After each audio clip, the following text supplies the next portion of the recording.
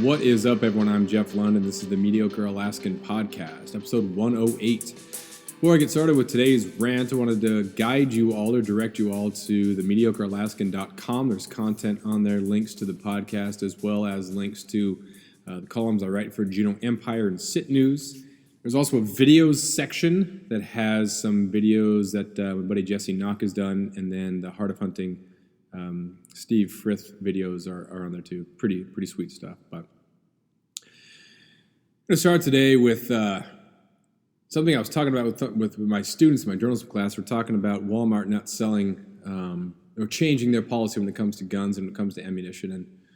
And I thought about it after school, and then today when I was out this morning when I was out in the woods, kind of walking around a little bit, because your mind wanders a little bit, or at least mine does. And I wondered if it's such a bad thing that they're doing it. And I don't think it is. I think it's fine. I'm totally okay with Walmart making that decision, because it's a private business making a decision on how they want to run their private business. I might want them to carry certain things for my personal preference, or so those things are available to me. But I like the principle that private businesses are making decisions for their private business. What I don't like is when government entities attempt to make all businesses alike in certain regards, right? There should be some level of ethic, but what you want to sell should be what you want to sell, and how you want, whatever you believe in, you should be able to believe in that if this is a free country and you are able to have a private business. Otherwise, it's somewhat private and everything else is just dictated by the government. And I'm not an anti-government guy. I love the fact that especially as an Alaskan, Alaska is very dependent on federal money, and there's so much, public lands, and public lands are protected. So thank you, government, for that. So I'm not anti-government by any means, but there are certain areas in which I'm just not sure if that's what we want in the long run. If the way that we live our lives is more at the mercy of things outside of our control, right? And I think we do that often, where we outsource control over our mood, over our future, over our whatever, to someone that we want to elect, or to something else, right? It takes the power away from ourselves. There are certain things that you can't control. There's a lot of things you can't control. Life is just chaotic as it is. So if we outsource control over the things we can have control over, I'm not sure that that's right for us. And while there are going to be companies that I disagree with, and I don't necessarily like their politics, they might have a good product, right? I don't like the owner of this business because they are this, but you know what? Gosh, they got a stinking good product. So I can separate those ethics from the product that I want, and I can go there. Or I can not go there, but it's my choice. We're not going to have the exact same businesses with, whatever we decide upon for, I'm speaking very generally right here, so you can kind of fill in the gap wherever you want to. But I teach science fiction lit, and so we get in these conversations sometimes, and playing devil's advocate, because I take my science fiction lit class and I make it essentially a dystopian literature class, and I try to make as many connections today and see if any of these threads comes out in the absolute worst possible way, if you could get some sort of Fahrenheit 451 dystopia or 1984 dystopia. It's really cool and hip to be able to make connections to these books that people haven't really read. You just take this little quote out of it and say, oh, this is this is an example of this, but try to make it as real as possible. And you look at how much we are dependent on other people for our own wellness and happiness. And the more that we outsource that, the more you're trying to make decisions on behalf of a large group of people who have different ideas and different values. And I don't see how that could possibly work out. And some of the main premises in a lot of the dystopian novels that are out there are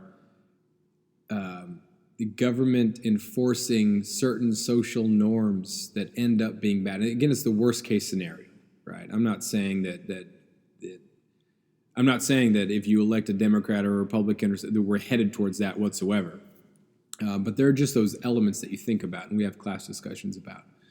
And I don't say Republican, I don't say Democrat. I will not reveal those sort of things in class. I don't think it's my job to do that. But just get the kids thinking about, control and power and how much we want other entities to be in control of our lives, and at what point things go totally awry. The Hunger Games and The Giver and all these. It's madness. It's crazy how much stuff is out there. But let me try and bring it in a little bit here for an example. One would think, like, if we all agree that the healthcare system is terrible and it's awful, and it's expensive, it's crazy. One would think then that people would do everything they can to avoid having to go through or be involved or be at the mercy of the healthcare system, but we don't. Our rates of chronic illness are increasing, even though we know that the healthcare system is bad. And maybe, there's aspects of the healthcare system, maybe they're not getting the education or the medicine or the whatever. But when we try to we can't solve one of the main things that we're trying to solve through elections, and we're trying to solve through books, and we're trying to solve through everything else. And what that main thing is, the constant is the human flaw and the human condition, and that people have always done the worst thing possible to each other. Whatever is available to them, we have done. And you can't solve that by creating laws, because you create the laws and people just find the loophole, or the values are different, and there's just no way. And it's sad, and maybe it's cynical, but we keep making the mistake to think that we can legislate morality, and that we can, we're not going to take care of ourselves. In general, you hear the stories, the people who are most motivating to us are the people who can regulate themselves and have that sort of discipline. And we love that. But as a whole, we just have this self-defeating attitude. And if we do take care of ourselves, there are people who are going to be trying to manipulate us to help us not take care of ourselves, right? It was James Burnham who said that wherever there's prohibition, there's a bootlegger. There's going to be someone there who's just going to toy with the little devil on our shoulder, is going to try to get us to get into stuff that we know we shouldn't, and that self-defeating, that tragic, make us a tragic hero. There's something for all of us that's our poison, and people are going to try to get that, and people are going to try to manipulate us and try to do that, and that's just the way it's always been. It's interesting. There was a podcast, Joe Rogan did the podcast with a Department of Fish and Game in California, John Norris. It was episode 1340, 1340. Why did I say it like that? 1340? What the heck is that? But anyway, it was fascinating to listen to him talk as a fish and game in California, and how we spent so much time dealing with illegal pot farms, and how the cartels in Mexico would have these huge grows in California, and how much money they made, and just a multi-billion-dollar industry in California. There's laws against it, and it's just, and I don't want to get into whether or not marijuana should be legal or not, but the human condition, like, we always do stuff that's bad for us. There's always something that is going to be our tragic flaw. And we always make the mistake of thinking that if we elect someone, it can solve our problem, right? And we just outsource control over it to other people, and that's crazy. We can't do that. And I'm totally optimistic. I'm an absolutely optimistic person. What I like is that I am aware of how terrible the world can be, and yet know that I have some control over my happiness and my response, right? If I give myself the control if I give myself the power, if I'm not at the mercy of an election, if I'm not at the mercy of even a sports team. Like I love Arizona Athletics and the Denver Broncos and the Colorado Rockies, but I rarely watch the games. I can't say that I love them, I guess, because my actions say something different. But after years of fine print contracts and getting ripped off by big wireless providers, if we've learned anything, it's that there's always a catch. So when I first heard that Mint Mobile offers premium wireless starting at just $15 a month, I thought, what's the catch? But after talking to them and using their service, it all made sense. There isn't one. Mint Mobile's secret sauce is that they're the first company to sell wireless service online only. They cut out the cost of retail stores and pass those sweet savings directly to you. For anyone who hates their phone bill, Mint Mobile offers premium wireless for just $15 a month.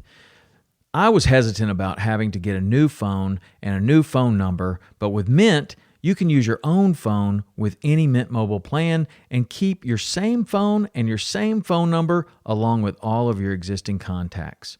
Mint Mobile gives you the best rate whether you're buying for one or for a family, and at Mint, families start at 2 lines. All plans come with unlimited talk and text plus high-speed data delivered on the nation's largest 5G network. Switch to Mint Mobile and get premium wireless service starting at just $15 a month. To get your new wireless plan for just $15 a month and to get the plan shipped to your door for free, go to mintmobile.com/waypoint. That is mintmobile.com/waypoint. Cut your wireless bill to $15 a month at mintmobile.com/waypoint. You know, I enjoy watching the games and following them, but I would rather do other things with my time. And you know, when you're a rabid fan and the team loses, you have no control over whether or not the team loses or not. And so the rest of your day can be affected by something that you don't have any control over. And so as much bad as there is out there, being able to reel it in and say, hey, there's a lot of bad out there. However, I've got some control here over what I can control. Right. Everything that I can control, I'm going to do the best I can to control that. And that is empowering. You know? That's great. I hate the healthcare system is terrible. I am scared of some of the alternatives that people are proposing.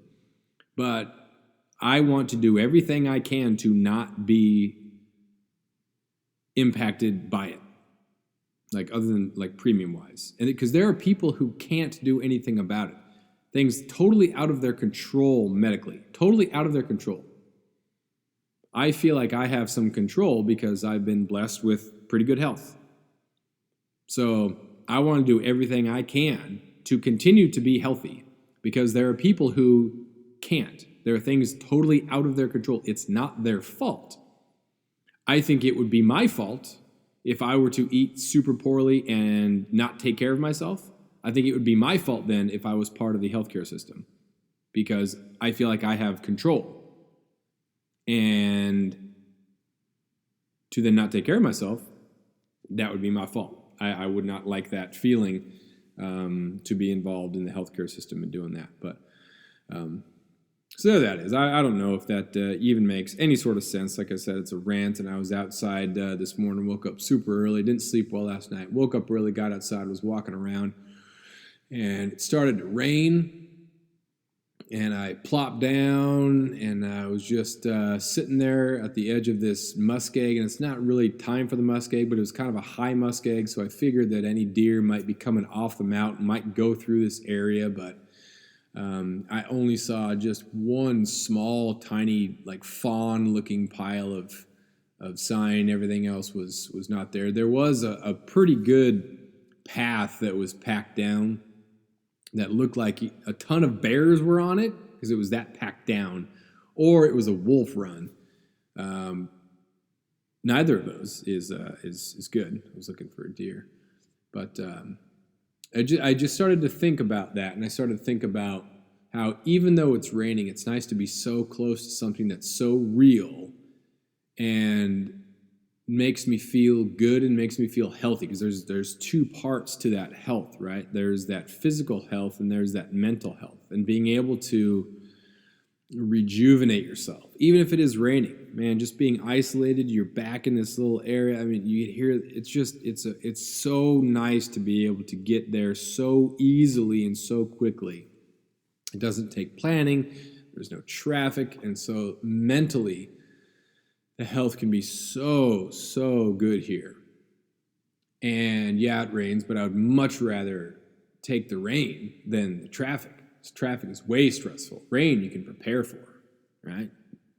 Put a jacket on, it's fine, right?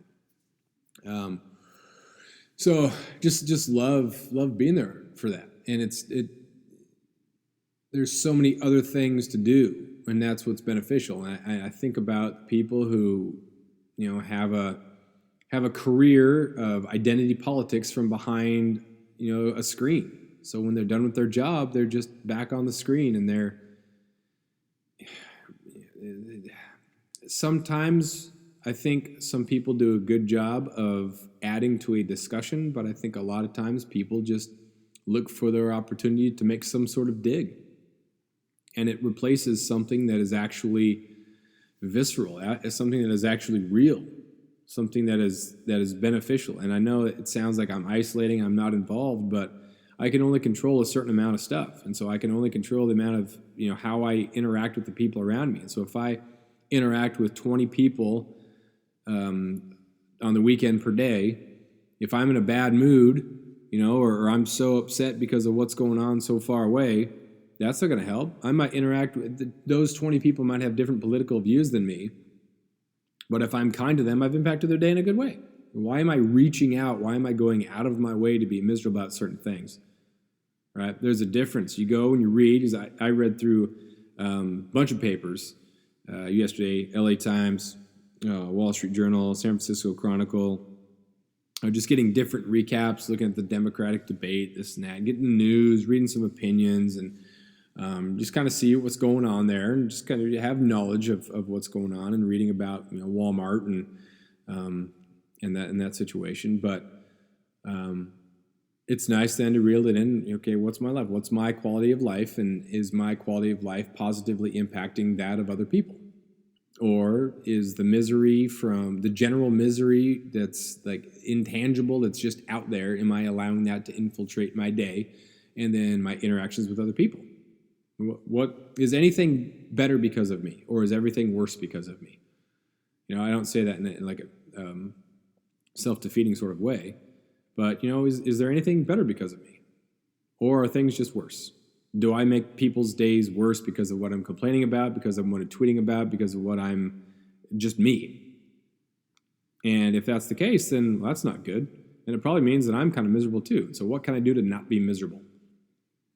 And then the people who interact with me, if I'm not miserable, that maybe I can help someone else's day. So that's what I got. We're going to call that episode 108, Incoherent Ramblings, probably for sure. But I would check out listen to that Joe Rogan podcast, John Norris, 1340. That's a good episode there. It's very, very interesting. And then we'll see what goes on with this Walmart stuff and other businesses. And it's terrible what we're doing. What's happening with the mass shootings? They're awful. And if the internet is so dark. I was reading, I don't know if it was the Wall Street Journal or the New York Times did an article about the dark edges of the web and how there are groups that encourage and cheer on and promote mass shootings. And so it gives a voice, and it builds a camaraderie and a group for these people who are doing these things. And it's just, that is horrible. That is terrifying. Before the internet, people were just kind of isolated, and you wonder kind of if anybody was like me, or you just the people who are like you, or the people who are in your immediate vicinity. But now you can connect with evil so much easier. And What do you do with that? How do you regulate that? Humans, the human condition, man. The humans are capable of amazing, beautiful, entrepreneurial, intelligent, beneficial things. And also, people get misled. They get misguided. They entertain that evil. And I'm not going to go into whether or not it's a choice or not. I don't know. There is so much that I don't know. I'm not going to pretend that I know anything. All I know is there's a lot of stuff out there, a lot of angles, a lot of nuance. Who knows? All I know is that I had a good day so far. And I want to continue to have a good day. I hope you have a good day. And I hope more so than that you find stuff that is impactful in a positive manner, that you positively impact the people around you. Because you can do that, right? That's an impact. Someone likes your tweet, whatever, they retweet it. Like, is that, you made someone smile in person, you saw their smile. And that's a lot more meaningful than a like or retweet. Anyway, just to be hypocritical or just for ironical, go to iTunes and then write a review or 4-star, 5-star this thing. There you go. How about that? So we'll call that this episode. Make sure you check out the mediocrelasting.com, and we'll talk to you next time.